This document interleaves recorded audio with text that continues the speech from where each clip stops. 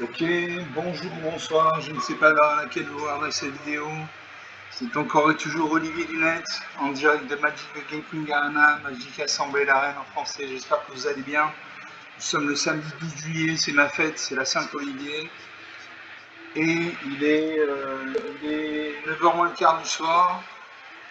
Et avant de regarder les 12 coups de midi avec Emilien et je ne sais pas qui, j'ai envie de jouer à Magic, comme tous les jours. Là, j'ai refait un deck, j'ai remis à jour un deck. Mon deck Ange et Dinosaure, qui comme son nom l'indique, en fait contient des anges et des dinosaures. Il faut trouver un mince. Et comme je ne l'ai pas testé, je teste toujours mes decks avant de jouer contre des adversaires humains. Je teste mes decks contre le bot de Magic. Voilà, un match contre un bot. Le bot de Magic qui s'appelle Sparky, ça veut dire l'étincelant en français. C'est l'intelligence artificielle de Magic. Donc c'est comme un joueur, sauf qu'il fait parfois des erreurs tactiques assez graves qui lui font perdre la partie. Donc c'est un joueur un peu plus facile à jouer qu'un joueur humain. Il emploie des decks qui ne sont pas toujours bien optimisés. Il emploie des decks qui sont bien structurés, mais qui ne sont pas toujours bien, bien calibrés. Donc on va jouer avec mon deck Ange et Dinosaure, je vais vous montrer, on va faire un survol, hein, parce qu'il y a 250 cartes. Donc normalement un deck normal c'est 60 cartes. Le problème avec les decks de 60 cartes, c'est qu'on a toujours tendance à jouer telle carte en premier, puis telle carte en deuxième, puis telle carte en troisième, etc. Il y a une routine qui s'installe. Avec un deck avec 250 cartes, je suis sûr de faire une partie unique à chaque partie. Aucune partie ne se ressemble. Donc j'ai 36 anges, j'ai 38 dinosaures, j'ai des dragons, des druides, des éclaireurs, des élans, des eldrazi, élémentales, etc. Tout ça, ça peut être des catégories qui peuvent vous titiller si vous voulez par exemple faire un deck éléphant. Vous pouvez faire un deck éléphant, un deck elfe, un deck esprit, un deck grenouille, un deck guerrier, que sais-je. J'ai créé 2 vidéos sur ma chaîne YouTube. Il y a 2 playlists et il y a une playlist qui s'appelle Découverte de MTG Arena que je vous conseille de voir parce qu'on vous explique les règles du jeu. Je vous explique comment, si vous le souhaitez bien sûr, installer le jeu sur votre ordinateur ou votre tablette. Comment gagner vos premières mini-parties, comment gagner des dizaines de cartes gratuitement. Et j'ai fait 2 vidéos de construction de deck.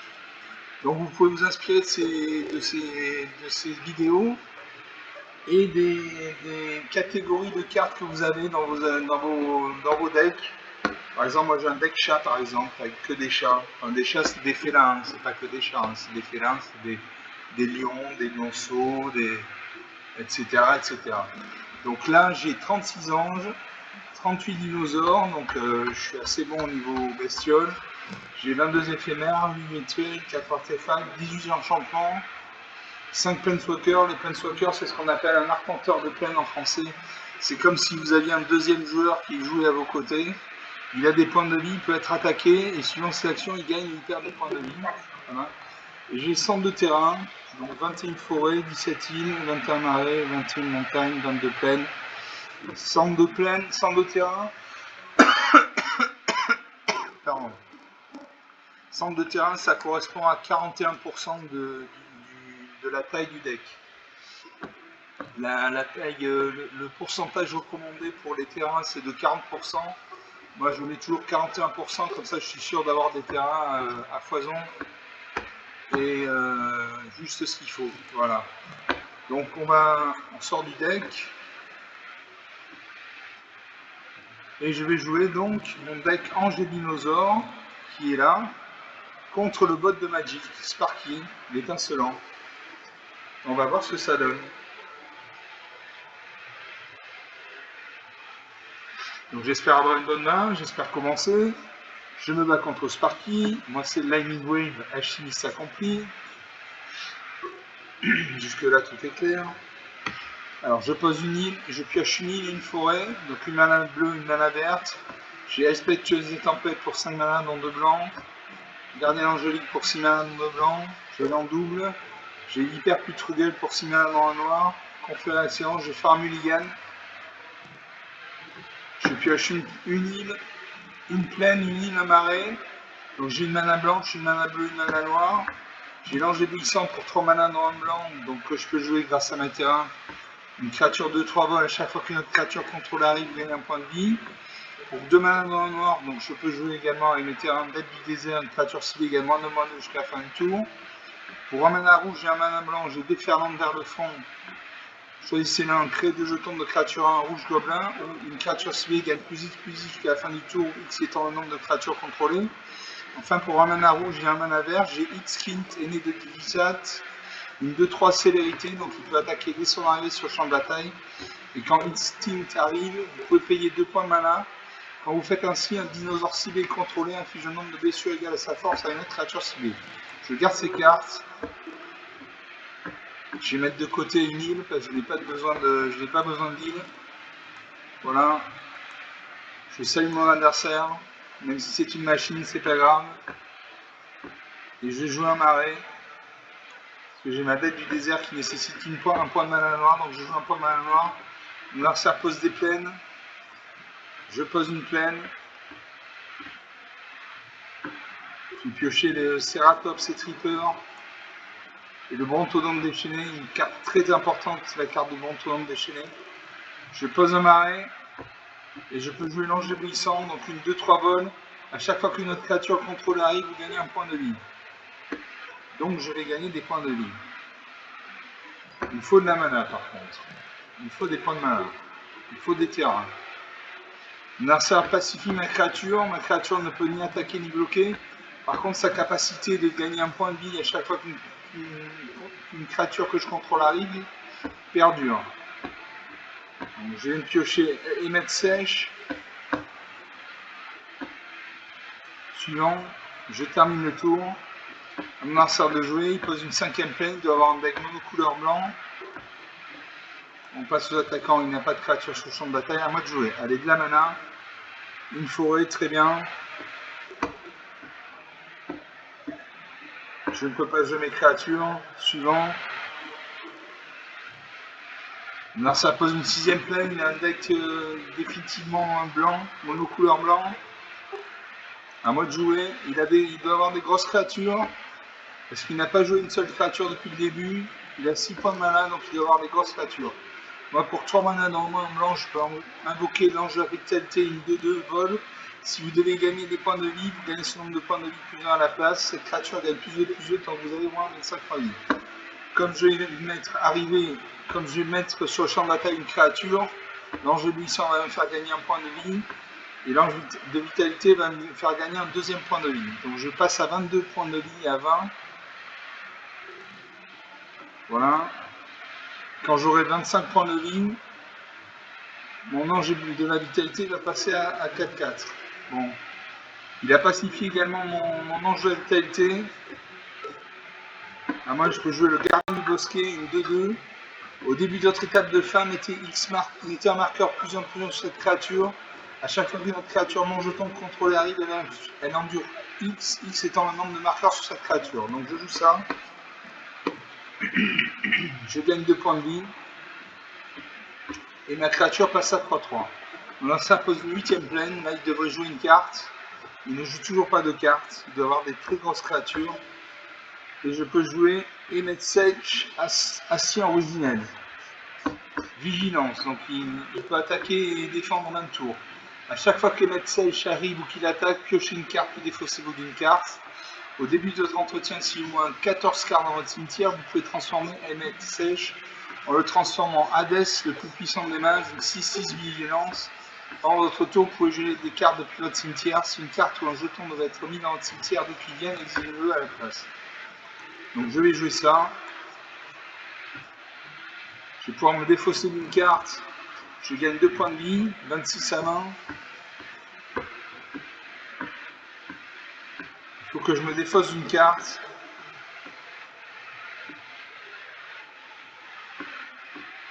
Je ne sais pas quelle carte abandonner. Allez, j'abandonne la dette du désert. Je garde l'autorité des consuls. Alors garder un nouveau script, mettre un marqueur plus influent sur permanent et médecin ancien, créer un jeton de créature 1 blanche esprit. Et je vais mettre un marqueur plus 1.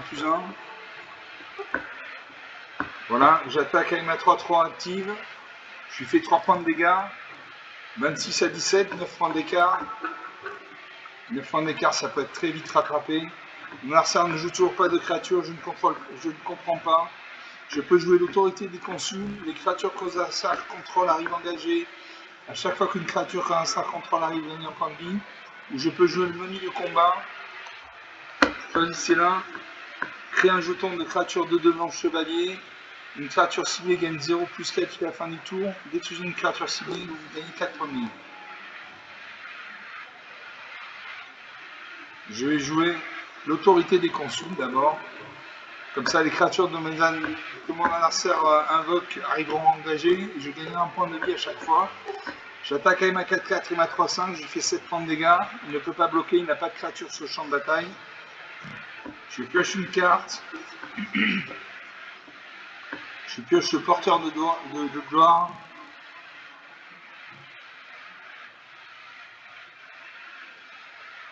Et je sacrifie le porteur de gloire. J'attaque. 26 à 10, 16 points d'écart. Ça commence à sentir bon. On va faire un classe de l'escrime, il a un double initiative. Je gagne 2 points de vie. Il booste sa créature avec la promesse de la chevalière. Sa créature passe à 3-3. Je pose une montagne. Je peux jouer déferlante vers le front. Une créature ciblée gagne plus X jusqu'à la fin du tour, qui s'étend le nombre de créatures qu'on contrôlait. Hitskint ou menu de combat.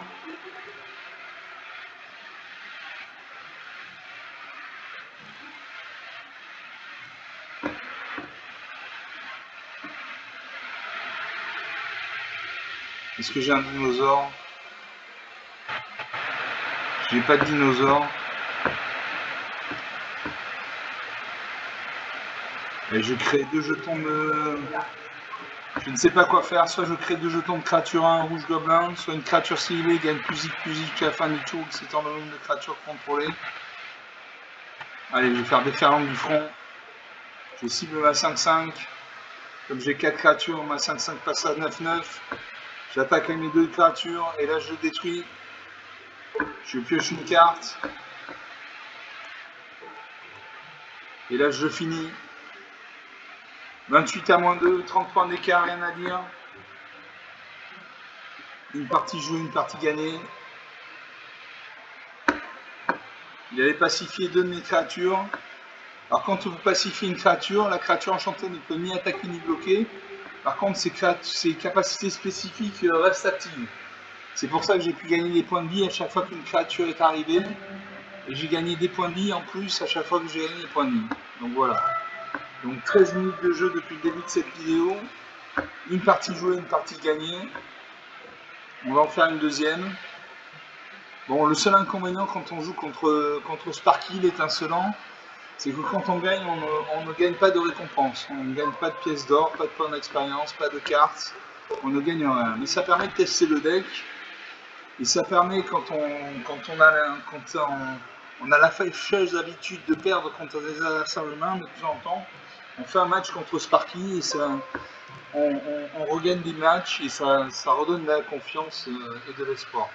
Voilà, donc on fait une deuxième partie avec mon deck Angers Dinosaure contre le bot de Magic.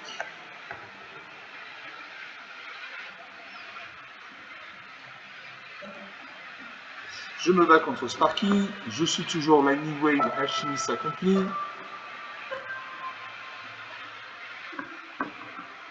Alors j'ai une peine à marrer, frappe rebelle pour 2 manas dans le blanc, enjeu d'étalité pour 3 manas dans le blanc, raptor imposant, je vais faire un mulligan, je pioche, je fais un deuxième mulligan, et je concède la partie. Voilà, quand vous avez fait 2 mulligans, c'est pas la peine de chercher plus loin, concéder la partie. Quand vous jouez avec classement, vous descendez dans le classement, mais au moins vous avez une bonne main quoi. Donc on va faire une deuxième partie, en espérant piocher une bonne main.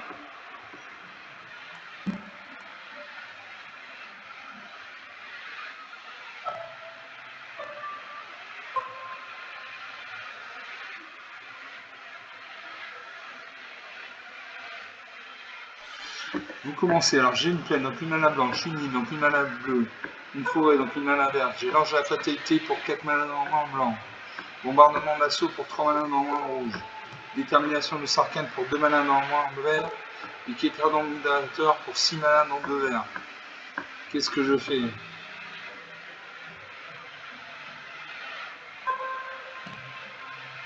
Je peux jouer Détermination de Sarkhan.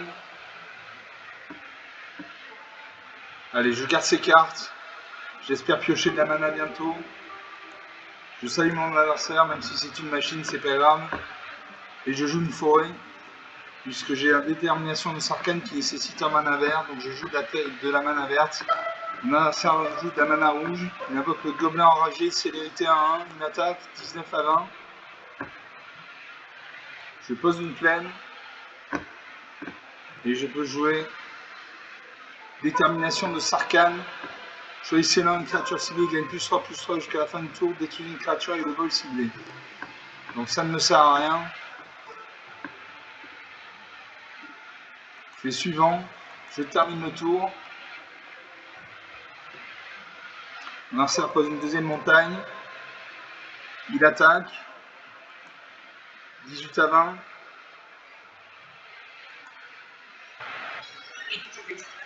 Je pioche une île.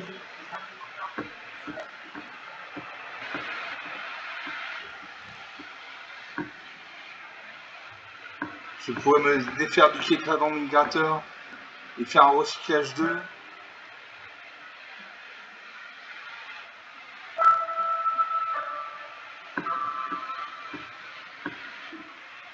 Allez, je fais suivant.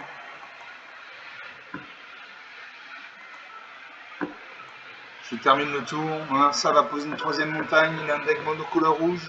Il invoque le Minotaure de Gurlon. Une 2-3.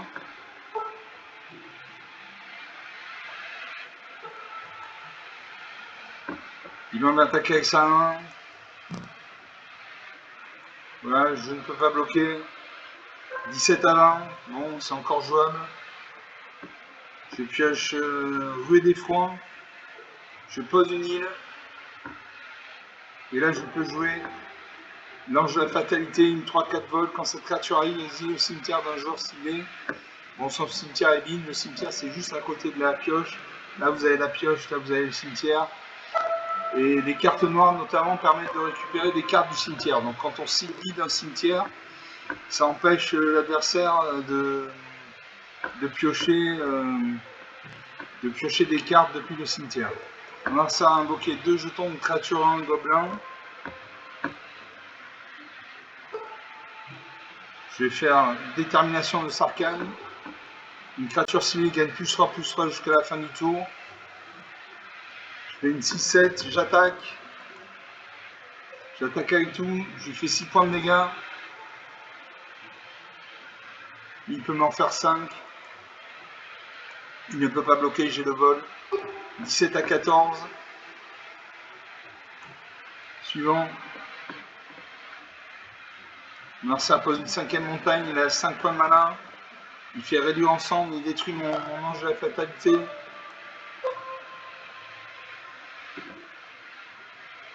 On passe aux attaquants, il va attaquer avec tout. Il fait 5 points de dégâts.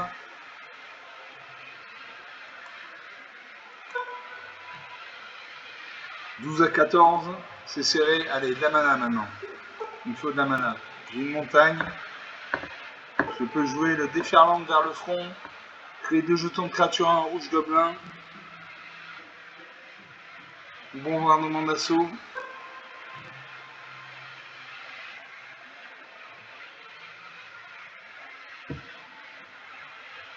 Et je joue la déferlante vers le front. Je vais créer 2 jetons gobelins. 1. Je n'ai pas le choix.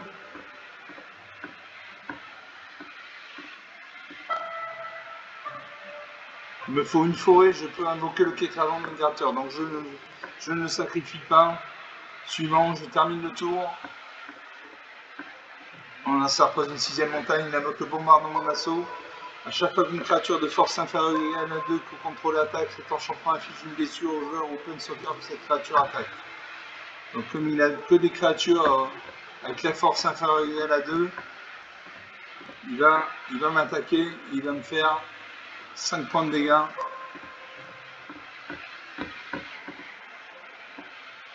Il fait 4 points de dégâts, ils sont bons en assaut parce qu'il attaque avec 4 créatures qui ont une force supérieure inférieure ou égale à 2.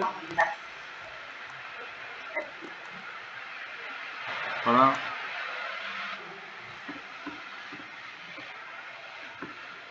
Il inflige 2 blessures à un de mes jetons gobelins.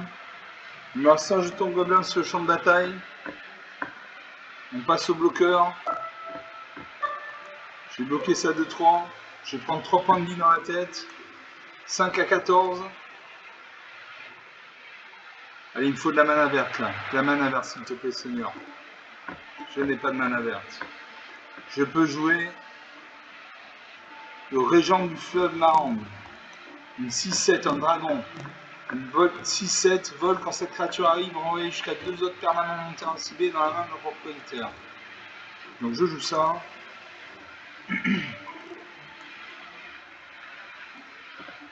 Je paye. Ah non, il me manque un point de mana. Je vais faire le bombardement d'assaut. Non, ça sert à rien. Il me reste 5 créatures. Il me reste 5 points de ligne.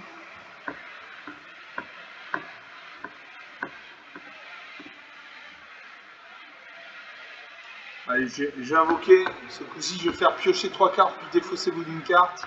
J'espère piocher de la mana verte. J'ai une plaine. Je me défausse du Giganotosaurus, je n'ai pas assez de mana pour lui. Je pose une plaine.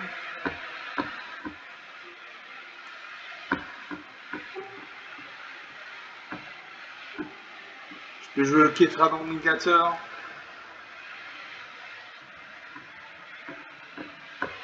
Je ne peux rien jouer.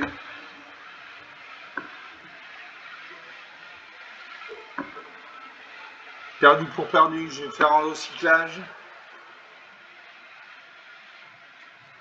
Je pioche un ange de la vitalité. Là, ça pose un 7e arrêt, il attaque. Et là, il me détruit. Il me détruit. Un petit feu, mais il me détruit. Voilà, moins 4 à 14, 18 points d'écart. 23 minutes de jeu. Il n'avait pas des grosses créatures, mais il en avait 5. Il avait le bombardement d'assaut. Bombardement d'assaut, à chaque fois qu'une créature de force inférieure ou égale à 2 contrôlée attaque, cet enchantement inflige une blessure au joueur au Planeswalker, cette créature attaque. Donc il m'a fait au moins 10 points de dégâts grâce au bombardement d'assaut. Donc bombardement d'assaut, c'est une carte très précieuse. On va s'arrêter là. 23 minutes 30 depuis le début de cette vidéo. Il y a une mission que je veux voir à la télé absolument, donc voilà, donc j'ai testé mon deck, j'ai fait 2 parties, une partie gagnée, une partie perdue. On verra bien ce que ça donne par la suite. Je vous salue. Vous pouvez lâcher des pouces bleus, des likes, des j'aime, des commentaires. Parlez de la chaîne autour de vous si vous pensez que ça peut intéresser quelqu'un de votre entourage. Je vous salue et je vous dis à bientôt. Ciao.